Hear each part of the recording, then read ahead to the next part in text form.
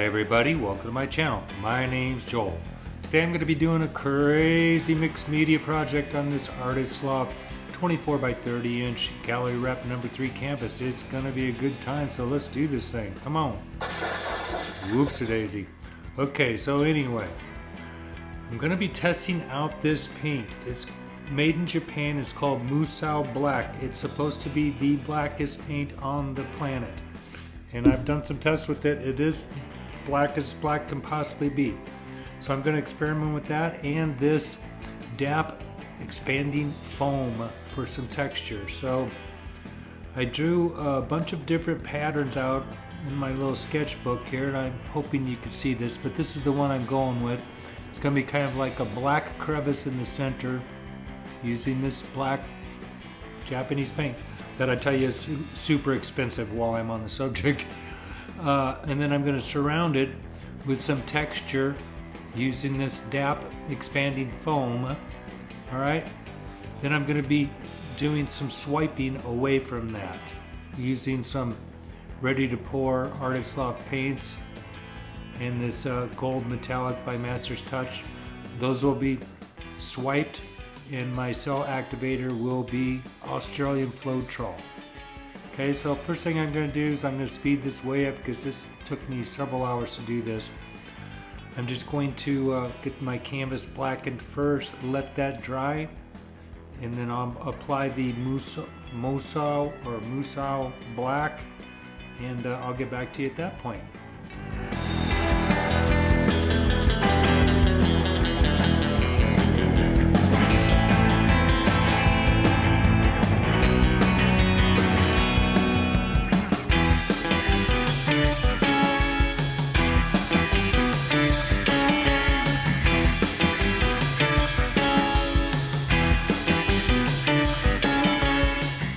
Right, so you can see the difference between your regular Artist Loft soft body black, which is what the canvas is now, just one good coat, and this Musou Black is like extremely black. The problem I had with it in this application is it just did not work with the craft. It dries extremely fast and it bubbles up really bad, and when you try to torch the bubbles, then they turn into fish eyes or little divots. I couldn't get rid of them, so I went ahead with the project, got the rest of my canvas finished, and then I decided to go back and redo that center section, which you will see. But in the meantime, I'm going to show you what I attempted to do. So I let that Musou Black dry, I remasked it, and now I'm going to take my expanding foam and spray my little stripes here along the sides. I'm going to take this parchment paper and gently mash it down like so, and then peel the parchment paper off, and it will leave a lot of texture. See? I'll do that on the other side. Sorry, I'm slightly off camera here, but that's what's happening.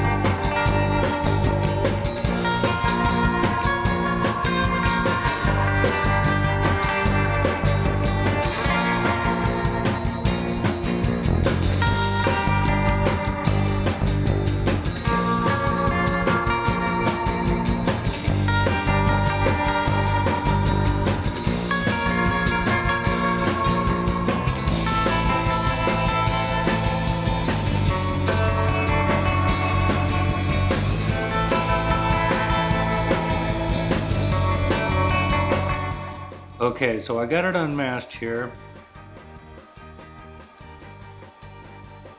and I'm checking out the foam, smoothing it out good. I'm going to remask because I'm going to be using some spray paint, some black and some bronze, to get a metallic feel on this expanding foam here.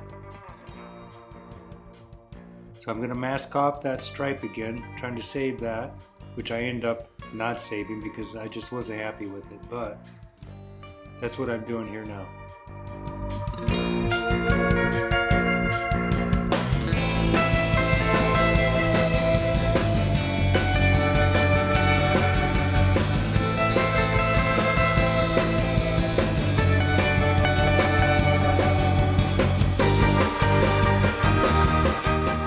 Alright, so I got my Musou black mask off just quickly.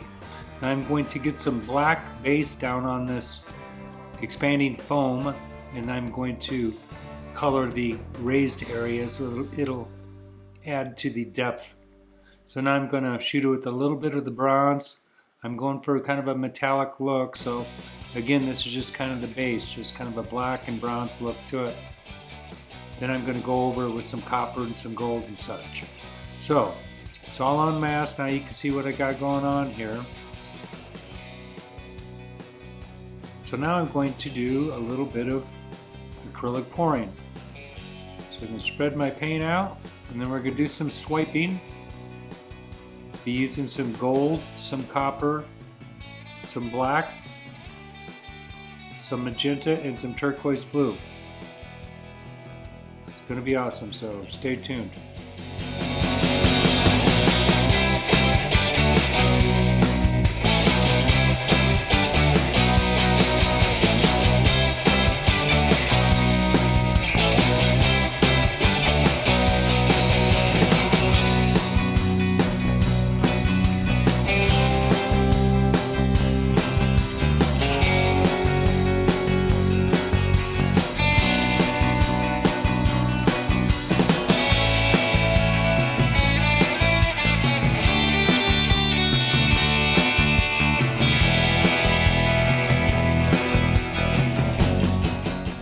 Alright, I'm going to start with a streak of turquoise and a streak of deep magenta. Now my swipe colors, the gold and the black, again, are activated with Australian Floetrol. So I'm just taking a piece of paper towel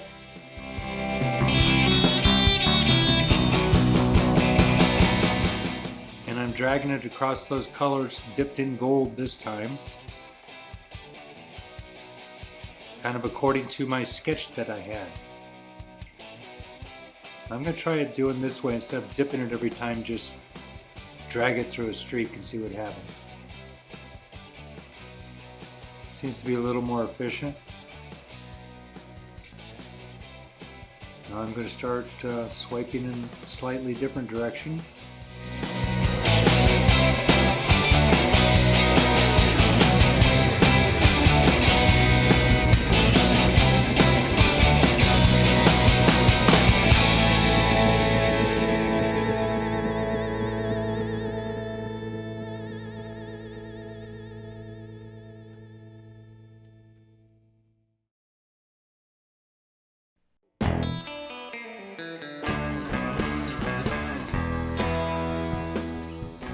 Okay, I'm going to dip it in black.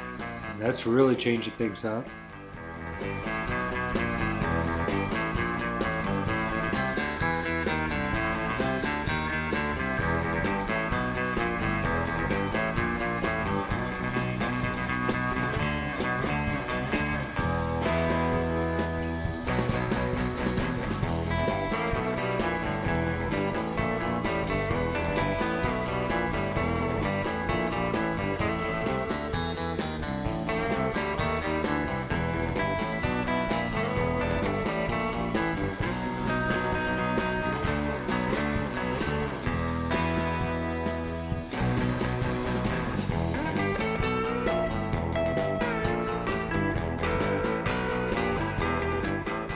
Alright, that's looking pretty good.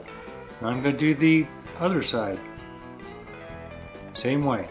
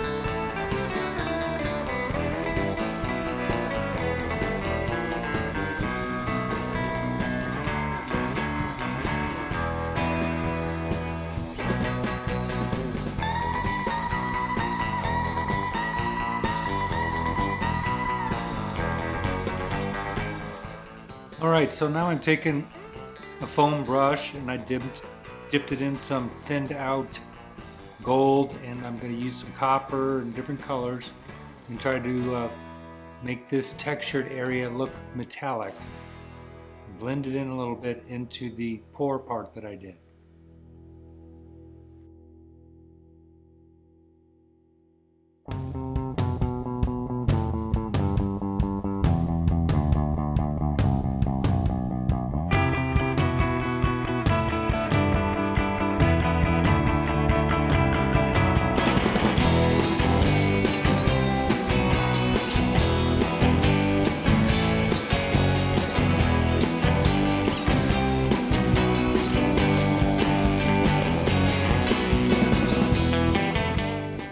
Here we go with the copper.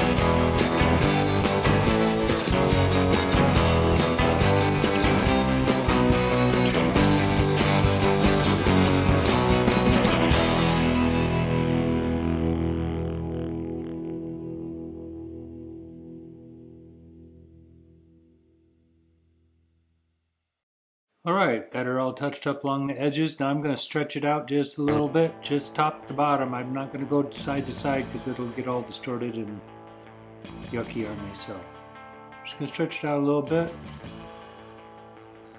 Alright, so the composition of the piece, the focal point is going to be the black band. And so that's going to be towards the top third of the painting when you're looking at it. So right now it's upside down. So I want it to be like that. So that's going to be the focal point of the painting, and I'm really not liking the black. It's just too blah, for one thing. That paint is really hard to work with. It might be better if you sprayed it on something. If you just want something to come out extremely black, like clothing, or I've seen people paint cars with this, but it just doesn't work well for this application. So I'm going to try something else here, which you're going to see. It's going to be pretty cool, so hang in there.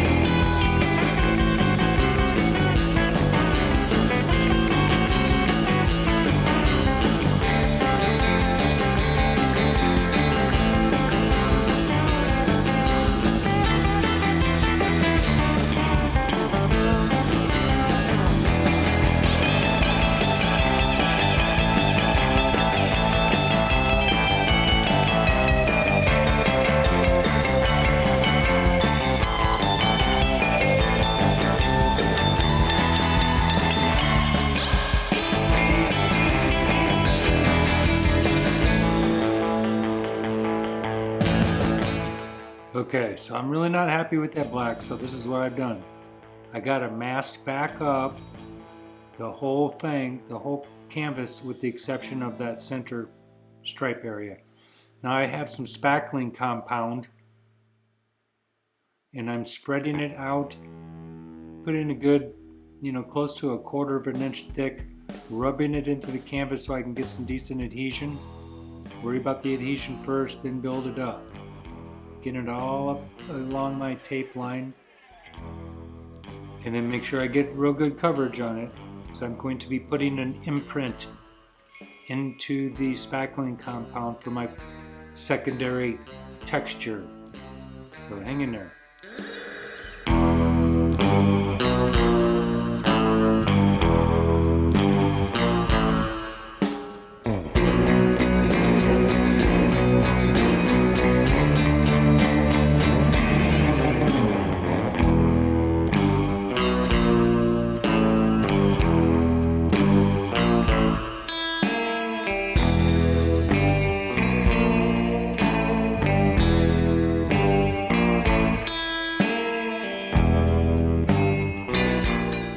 Alright, so I have it built up and smoothed out as well as I can possibly get it.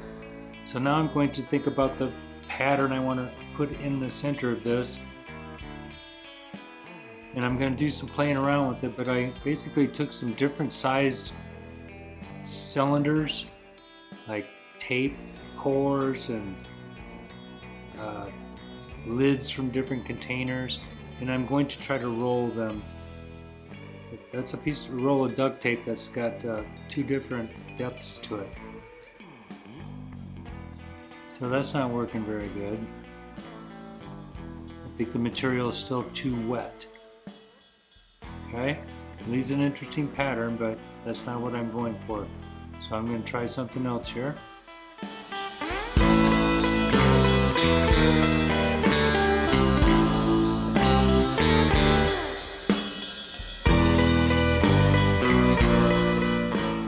Alright, so I got a silicone roller with the pattern on it.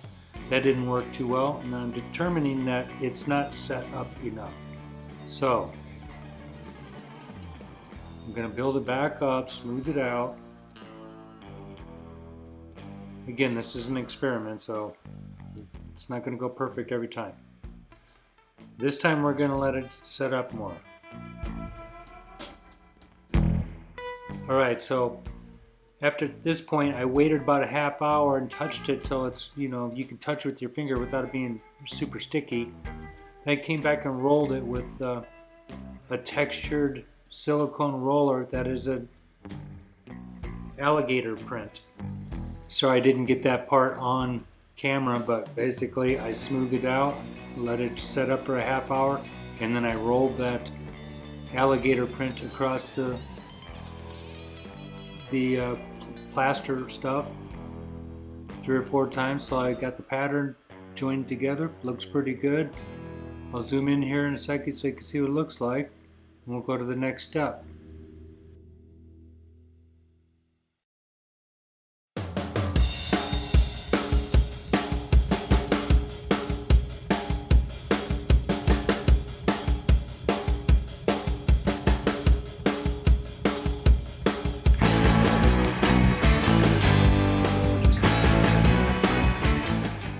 So I know I'm going to have the textured area at least 2 or 3 different colors, but instead of having just plain black down in the low areas, I decided to take some of that turquoise blue, throw some black in it to end up with this dark blue-gray, and that's going to be my base color. I also, off camera, painted this with gesso, okay, before I even used any acrylic paint on top of it. So I painted it with the white gesso, let it dry. Now I'm going back with this paint that I mixed up, the turquoise, gray, blue, green, gray, what have you.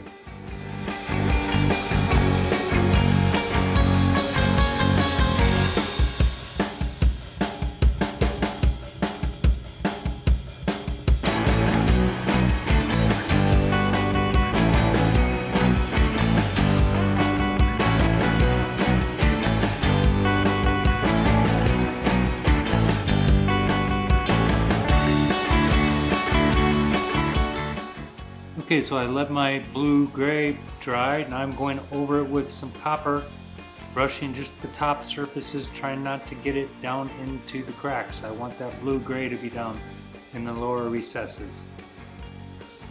So I'll carry on with this.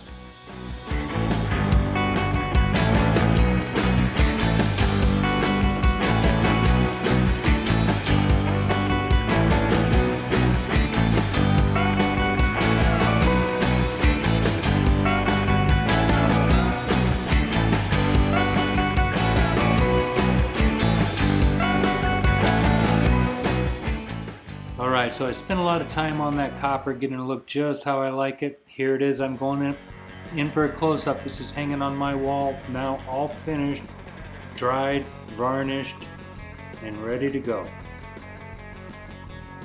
I think it came out really good.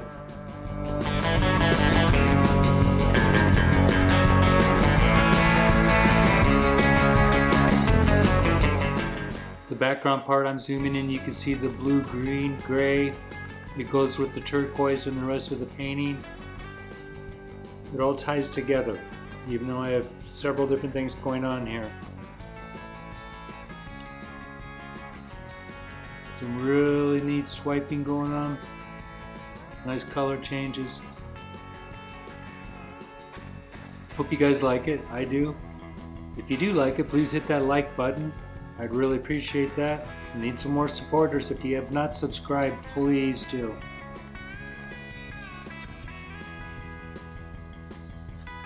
Also want to thank those surf zombies one more time. They are awesome. I'm really happy with this project. It was definitely multiple experiments on this one, between experimenting with the black and the different textures and everything, but I'm really happy with how it came out. Here's some wall shots for you. Hope you guys have a great week and weekend, and I'll talk to you real soon. Thanks again.